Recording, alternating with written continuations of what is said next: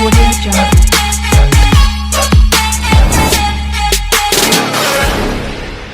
Friends అందరికీ నమస్కారం. నేను మీ చందుని. మీరు చూస్తున్నారు చందు ఎడ్యుకేషనల్ తెలుగు యూట్యూబ్ ఛానల్కి స్వాగతం. ఈ వీడియోని స్కిప్ చేయకుండా లాస్ట్ వరకు చూడండి. వీడియో చూస్తున్న ప్రతి ఒక్కరూ మన ఛానల్ని ఒక లైక్ చేసి కిందన్న సబ్స్క్రైబ్ బటన్ని సబ్స్క్రైబ్ చేసుకొని దాని పక్కన బెల్ ఐకాన్ని ఆల్ నోటిఫికేషన్ యాక్టివేట్ చేయండి. లేట్ చేయకుండా టాపిక్లోకి వెళ్ళిపోదాం.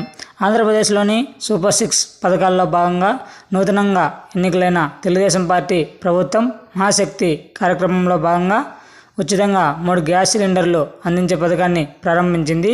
ఈ పథకంలోని ప్రయోజనాలు, లక్ష్యాలు, ముఖ్యమైన నవీకరణలు, దరఖాస్తు కావాల్సిన పత్రాలు మరియు దరఖాస్తు ప్రక్రియ వివరంగా పరిశీలిద్దాం. 2024 లోక్సభ ఎన్నికల అనంతరం ఎన్డీఏతో కలిసి తెలుగుదేశం పార్టీ ఆంధ్రప్రదేశ్ ప్రభుత్వాన్ని ఏర్పాటు చేసింది. రాష్ట్ర అభివృద్ధి మరియు వృద్ధి కోసం ప్రభుత్వం పలు కొత్త పథకాలను ప్రారంభించింది.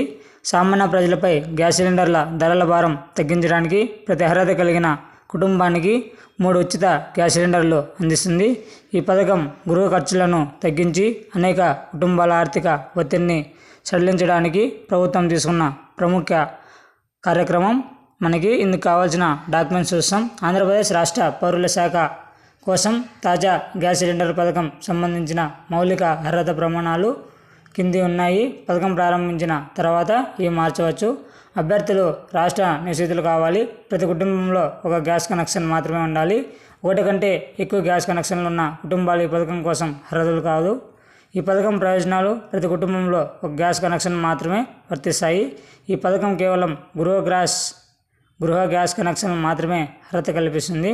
దీనికి కావాల్సిన డాక్యుమెంట్లు: Aadhaar card, address proof, ration card, LPG gas connection documents, Aadhaar link, mobile number link, current bill, photo. Andhra Pradesh ప్రభుత్వం ఇప్పటివరకు ఈ పథకాన్ని సంబంధించి ఎటువంటి ఆన్లైన్ వెబ్సైట్ లేదా అప్లికేషన్ విడుదల చేయలేదు. కావున దీనికి సంబంధించిన వివరాలు త్వరలో వస్తాయి.